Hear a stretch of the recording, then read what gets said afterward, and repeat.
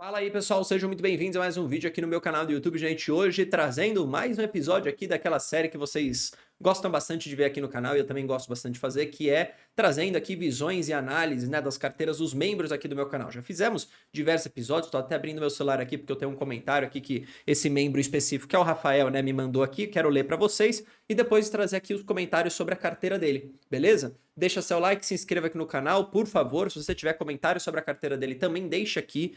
Já dando um spoiler, é uma carteira que tem fundos imobiliários, então se você for um cara que conhece, que gosta de fundos imobiliários, por favor, deixe também a sua avaliação aqui embaixo, porque, de novo, essa não é a minha especialidade, não invisto em FIIs, portanto não acompanho cada um dos fundos aqui e às vezes não tenho tanto o que falar, tá? Mas eu agradeço muito, inclusive, a vocês que acompanham aqui, sabem de FIIs, que comentam aqui, pô, até eu aprendo, então eu fico bem grato aí por vocês comentarem, beleza? E claro, se você não for membro, vire membro, você tem vários benefícios, esse daqui é um deles. Beleza, pessoal? Antes de eu mostrar minha tela, eu vou pegar meu celular aqui para ler uns comentários. Tá, ele falou assim, ó, a meta dele principal é 10 mil em dividendos por mês antes dos 55 anos. Ele só não falou quantos anos ele tem, tá? Ele começou aportando em FIIs, tá? Porque ele gosta desse dividendo de fluxo mensal, tá? Porque isso ajuda ele a comprar mais ações. Ele falou assim, que ele sempre escolhe ações com foco em dividendos, mas ele não fica preso só a Best. Ele também tem algumas outras ações, como é o caso aqui da VEG, que ele já me comentou, a gente já vai falar um pouquinho sobre ela.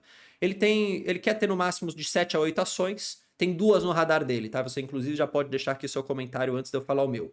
Copasa e Petrobras, duas no radar, tá? Ele tá olhando por conta dos dividendos, da frequência de pagamento e, claro, também entende que tem margem de segurança, tá?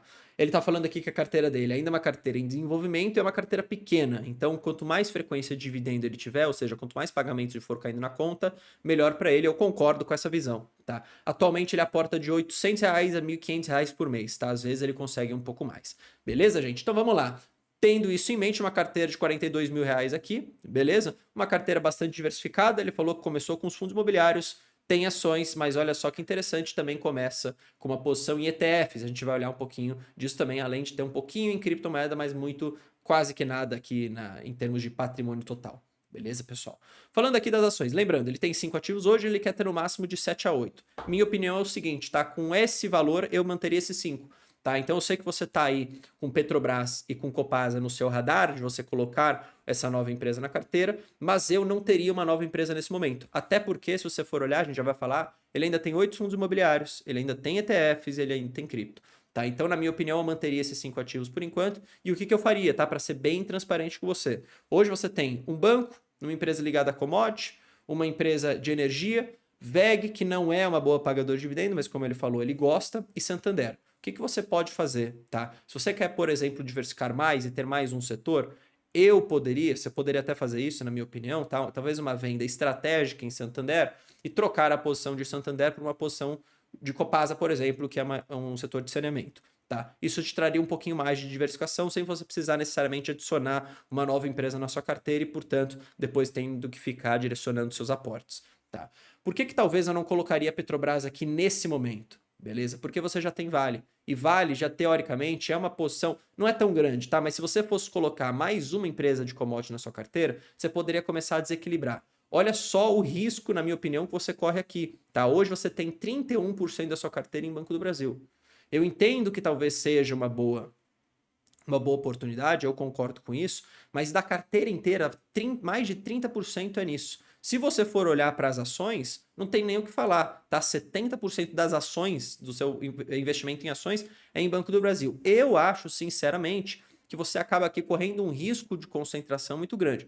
Eu entendo que seja uma boa oportunidade, mas veja, não é que você tem pouca investimento em Banco do Brasil hoje, você tem bastante. E você tem a oportunidade aqui de voltar a investir e continuar comprando outras empresas. A minha sugestão é o seguinte, eu não colocaria nenhuma nova ação na sua carteira nesse momento. Se você realmente quisesse, talvez faria uma venda estratégica aqui, tiraria o Santander, dado que você já tem a concentração gigantesca em Banco do Brasil, tiraria um banco da carteira, colocaria uma outra empresa, tá?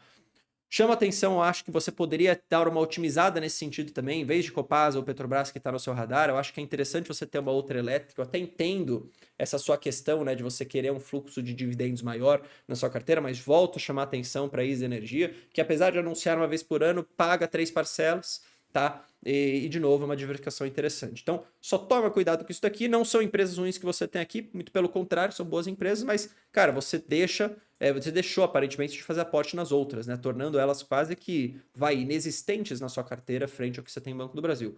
Tem gente que não se preocupa com isso, tá? Mas eu acho que é uma concentração demasiada, especialmente falando que tá mais de 30% da carteira está em Banco do Brasil. Quando você fala de investimento em ações, é 70%. Tá? Os fundos imobiliários aqui sofrendo pra caramba, mas não é isso que nos diz aqui se é um bom investimento ou não. O que eu quero só trazer aqui para vocês, tá? Em termos aqui de divisão. Cuidado com fundos de papel, né? Se você tem uma posição grande ou se você quer aumentar a posição grande em fundos de papel, é uma análise um pouco mais complicada, vamos sempre lembrar disso, né? Você tem que ter também a capacidade de fazer uma análise de crédito, tá? Então, lembrando, não é uma expertise de todo mundo e até mesmo gestores, né, acabam errando, não é à toa que a gente viu vários fundos de papel aí performando muito, muito mal ao longo dos últimos meses, tá? O que eu gosto de dizer de fundos imobiliários, a minha sincera opinião, é que eu não acho que faz muito sentido você ficar comprando fundos imobiliários só porque você quer o dividendo mensal, tá? No final do dia, você pode conseguir fazer isso com uma carteira de ações. Não estou falando mal aqui do fundo imobiliário, não é que ele é um investimento ruim, mas na minha opinião não vale o custo de oportunidade. Mas dado que ele quer ficar, o que eu sugeriria aqui para vocês, tá? Inclusive se você que está vendo esse vídeo.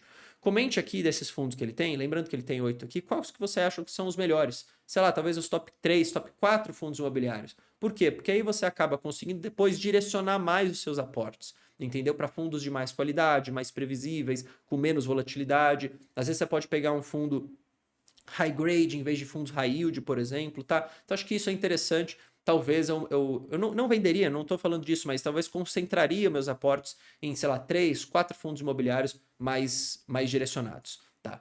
Em termos aqui de criptomoedas, a gente tem Bitcoin, tá? De novo, acho que é interessante, mas é pouquinho aqui da carteira dele.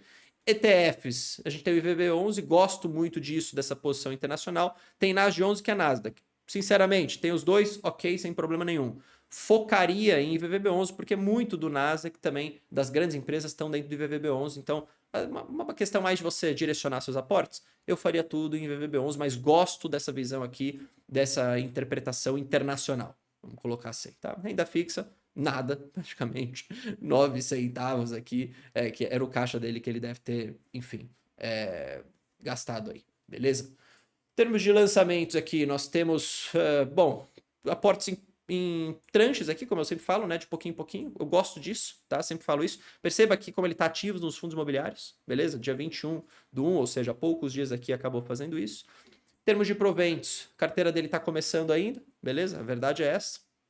Então não dá para você esperar também um dividendo super forte, mas é aquilo, 2025, se ele continuar com foco, vai ser muito melhor do que 2024. É isso que você tem que sempre se preocupar.